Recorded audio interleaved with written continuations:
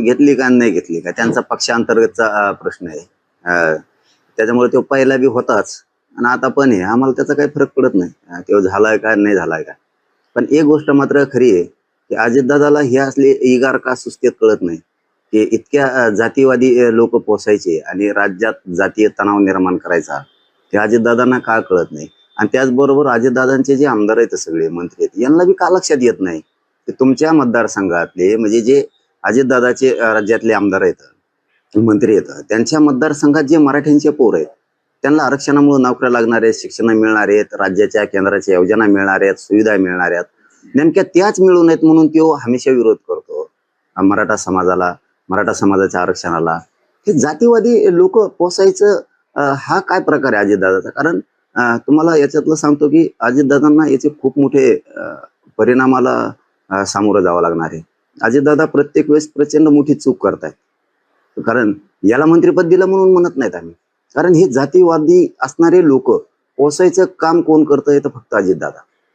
का करतायत हे कळत नाही. मराठा समाजाच्या लेकराला कुठंतरी आशा लागल्या होत्या की अजितदादा आहे, शिंदे साहेब आहेत, की आरक्षणाचा कुठं फाटा बसणार नाहीये, परंतु जे आरक्षणाला विरोध करते त्यालाच दिलं जातं हमेशा हमेशा. म्हणजे याचा अर्थ असा होतो की जातीवादी लोक पोचण्याचं काम जाणून बुजून अजितदादा करतायत का अशी शंका यायला लागली. पण मला याच्यात असंही वाटतं परत पुन्हा तात्पुरता आनंद दिला असेल एखाद्या वेळेस जिल्हा परिषद पंचायत समिती आल्या जरा त्याचे 4-5 माकडं जर नाराज होते तर मग आता थोडाफार गुलाल फिलाल उधळते, 2-4 फटाकडे ते लवंगी फटाकडे वाजते ते थोडे फुसके आणि थोड्याफार उड्या आणते. तात्पुरता म्हणले असते त्या जिल्हा परिषदेला तेवढंच इवळायचं नाही, मग उलीतील उड्या हाणून द्या ढोलं फिलं लावून.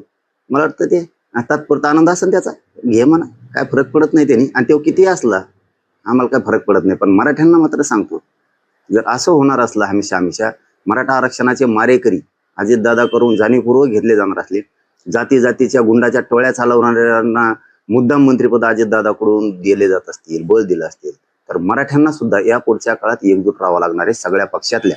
कारण जरी अजितदादाचे मंत्री आमदार असले तरीही त्यांच्या मतदारसंघातल्या मराठ्यांना आरक्षणाची गरज आहे. आमदाराच्या पोरापुरीला सुद्धा गरज आहे, मंत्र्याच्या पोरापुरीला गरज आहे, शिक्षकाचे आहे, बिल्डर कॉन्ट्रॅक्टरचे आहे, व्यावसायिकांच्या पोरापुरींना गरज आहे, शिक्षकांच्या पोरापुरींना गरज आहे. मग कोणी शेतकरी मराठा असू दे त्याचाही गरज आहे. ते अजितदादा जाणून बुजून असं का करतायत हा प्रश्न निर्माण होतोय. पण मला याच्यातून 100% वाटतं की ह्यो छगन भुजबळला काय दिलंय म्हणता आता तुम्ही याला तात्पुरतं नादी लावलं दिसतंय चॉकलेट बहुतेक. मला 100% वाटतंय की तात्पुरता आनंद आहे त्याला जिल्हा परिषद पुरतं दिला असेल, हाना म्हणले असेल थोड्या उड्या आणि पुन्हा त्यांचं विरजन पडल.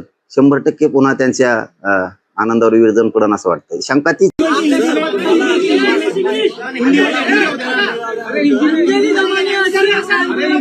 मनोज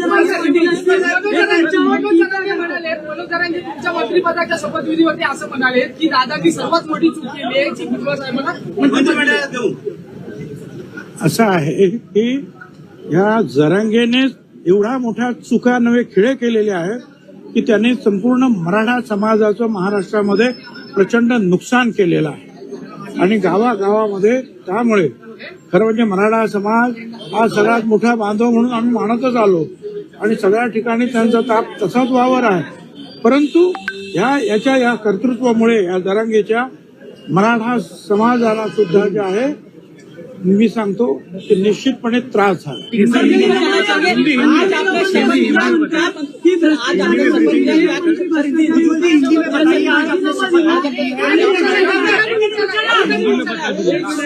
हिंदी बताइए हिंदी में क्या हो गया बताइए. अरे हिंदी तो यार, हिंदी तो बोलना यार. आज आपने शपथ ली है, आज क्या प्रायोरिटी रहेगी, कौन सा डिपार्टमेंट आपको दिया? देखिए, मंत्री पद की शपथ देना और मंत्रिमंडल में लेना, बाद में कौन सा है डिपार्टमेंट देना और आगे के कौन सी जो जिम्मेदारियां देना, ये पूर्ण मंत्री फडणवीस साहब के ऊपर